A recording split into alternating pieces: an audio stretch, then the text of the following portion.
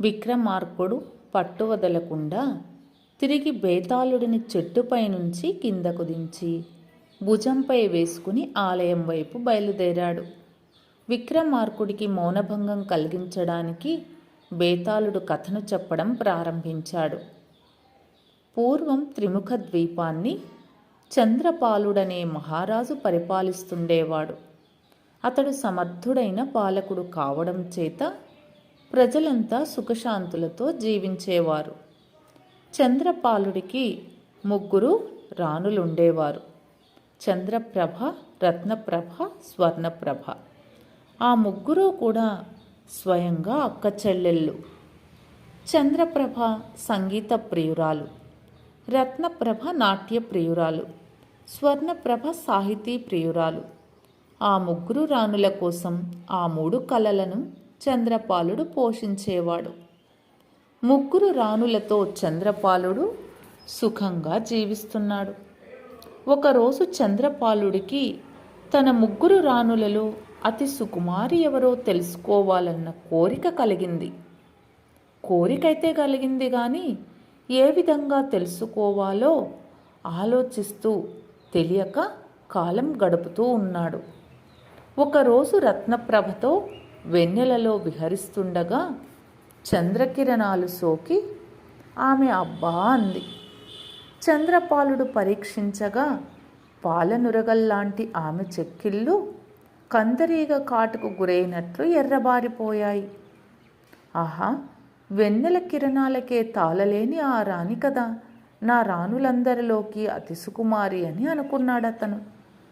మరొక రోజు చంద్రప్రభతో తోటలో విహరిస్తుండగా గాలికి రాలిన పువ్వు ఒకటి వచ్చి రత్నప్రభ నుదురును తాకగా ఆమె అబ్బా అంటూ నుదురు రుద్దుకుంది. చంద్రపాలుడు ఆశ్చర్యపోయి పరీక్షించగా చంద్రప్రభకు పువ్వు తాకిన చోట గాయమైంది. అది చూసి పువ్వు తగిలితేనే గాయమైన ఈ రాణి కదా నిజంగా సుకుమారి అని అనుకున్నాడు చంద్రపాలుడు. మరొక రోజు స్వర్ణప్రభ స్పృహ కోల్పోయింది అన్న పరిచారక వర్తమానం అందుకొని చంద్రపాలుడు వెళ్ళి ఆమెకు సపర్యలు చేసి స్పృహ తెప్పించి విచారించగా ఎక్కడ నుండో ఒక పిల్లవాని ఏడ్పును విని ఆమె స్పృహ కోల్పోయిందని తెలుసుకొని ఆహా, ఒక చిన్న పిల్లవాని ఏడ్పు విని తట్టుకోలేకపోయిన ఈ రాణి మిగిలిన రాణుల కంటే అతి సుకుమారి అని అనుకున్నాడు అతను. రాజా విక్రమార్క, విన్నావుగా చంద్రపాలుడి పట్టపురాణుల సౌకుమార్యం. వారి 3లో ఎవరికి వారిని సుకుమారులనుకున్న చంద్రపాలుడు వారిలో ఎవరు సుకుమారో నిజంగా నిర్ణయించడంలో విఫలుడయ్యాడు. ఆ 3 రాణుల్లో నిజంగా సుకుమారి ఎవరో చెప్పు.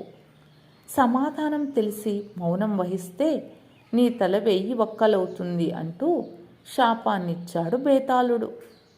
బేతాళ, ఆ 3 రాణులలో నిజంగా స్వర్ణప్రభనే అతి సుకుమారి.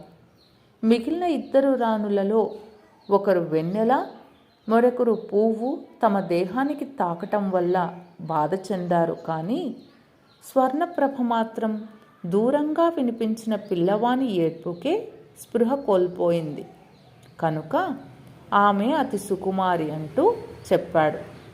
ఆ సమాధానంతో విక్రమార్కుడికి మౌనభంగం కలగటం వల్ల బేతాళుడు అదృశ్యమై తిరిగి మహావృక్షాన్ని ఆశ్రయించాడు. విక్రమార్కుడు పట్టు విడవకుండా బేతాళుణ్ణి మరొకసారి చెట్టుపై నుంచి కిందకు దించి భుజంపై వేసుకుని ఆలయం దిశగా నడుస్తున్నాడు.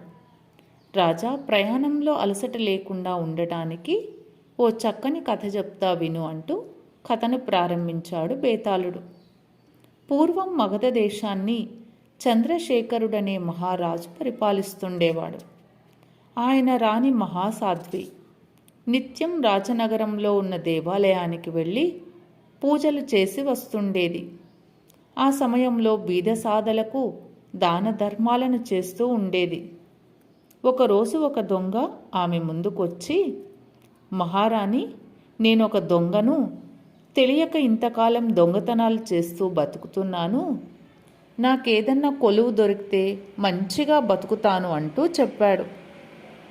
మహారాణి మనసు కరిగింది. అతన్ని తన వెంట అంతఃపురానికి తీసుకొచ్చి మహారాజును అడిగి అతనికి ఏదన్నా కొలువు ఇమ్మని కోరింది. అప్పుడు మహారాజు ఇలా అంటాడు, రాణి, అతడు దొంగ, అతన్ని ఆదరిస్తే మనం చిక్కుల్లో పడవచ్చు అంటూ ఆమెను వారించే ప్రయత్నం చేశాడు మహారాజు. అందుకు మహారాణి అభ్యంతరం చెప్తూ, ప్రభు పుట్టుకతో ఎవరూ దొంగగా పుట్టరు, అలానే జీవించినంతకాలం దొంగగానే జీవించి దొంగగానే మరణించాలని ఎవరూ అనుకోరు అని అతను మారాడు అని చెప్పి మహారాణి చెప్తుంది. అందుకనే తను దొంగ అనే విషయం నాకు ముందుగా తెలియజేసి ఆ తరువాత రాజకొలువు ఇప్పించమని అర్థించాడు. నేను మాట ఇచ్చాను, అందుకోసమైనా మీరు తప్పక అతనికి కొలువిచ్చి తీరాలి అంటూ మహారాజుతో సుదీర్ఘంగా వాదించింది మహారాణి. రాణి మాటని ఏమాత్రం కాదనలేకపోయాడు మహారాజు. దొంగకు రాజకొలువు ఇచ్చి అంతఃపురంలో సేవకుడుగా నియమించాడు. త్వరలోనే ఆ దొంగ రాజు దగ్గర నమ్మకం సంపాదించుకున్నాడు. అంతఃపురంలో స్వేచ్ఛగా విహరిస్తున్నాడు. ఒకరోజు దొంగ రాకుమారి అంతఃపురంలోకి ప్రవేశించాడు. రాకుమారిని హతమార్చి విలువైన హారాలెన్నింటినో దోచుకొని పారిపోయాడు. రాజు సైనికులను పంపించి ఆ దొంగను పట్టుకొని మరణశిక్ష విధించి ఉరితీయమన్నాడు. దొంగను వెతుకుతూ రాజభటులు బయలుదేరారు. కొండలు గుట్టలు వెతుక్కుంటూ రాజ్యంలో అంతా జల్లెడ పట్టారు. అడవిదారిలో సైనికులకు దొంగ తారసపడ్డాడు. అతన్ని బంధించి రాజు సమక్షానికి తీసుకొస్తుండగా సైనికులను హతమార్చి తప్పించుకుపోయాడు. ఈసారి రాజే స్వయంగా బయలుదేరి వెళ్ళాడు దొంగను పట్టుకురావడానికి. దొంగ రాజును దొంగ దెబ్బ తీసి హతమార్చాడు. రాజా, విన్నావుగా ఈ కథ? రాకుమారి, సైనికులు, రాజు ఇంతమంది మరణానికి కారకురాలు రాణి గదా. ఆ దోషం ఆమెను అంటుతుందా అంటదా? తెలిసి సమాధానం చెప్పకపోతే నీ తల 1000 వక్కలవుతుంది అంటూ చెప్పాడు. బేతాళ, ఆ దోషం రాణికి ఏమాత్రం అంటదు. ఆమె పరోపకార బుద్ధితో దొంగకు కొలువు కల్పించింది. వాడు తన బుద్ధి మార్చుకోక అంత ఘాతుకానికి ఒడికట్టాడు. ఈ కథలో దోషమంతా రాజుదే. కొలువులోకి చేర్చుకునేటప్పుడు ఎదుటివాడి గుణగణాలను అంచనా వేయగలిగిన వాడే సమర్థుడైన రాజు. రాణి విన్నపం ప్రకారం దొంగకు కొలువు ఇచ్చేటప్పుడు దొంగ ప్రవర్తనను రాజు అంచనా వేయటంలో విఫలమయ్యాడు. కనుక అతడే దోషి అంటూ విక్రమార్కుడు సమాధానం చెప్పడంతో బేతాళుడు అదృశ్యమై తిరిగి చెట్టు ఆశ్రయించాడు.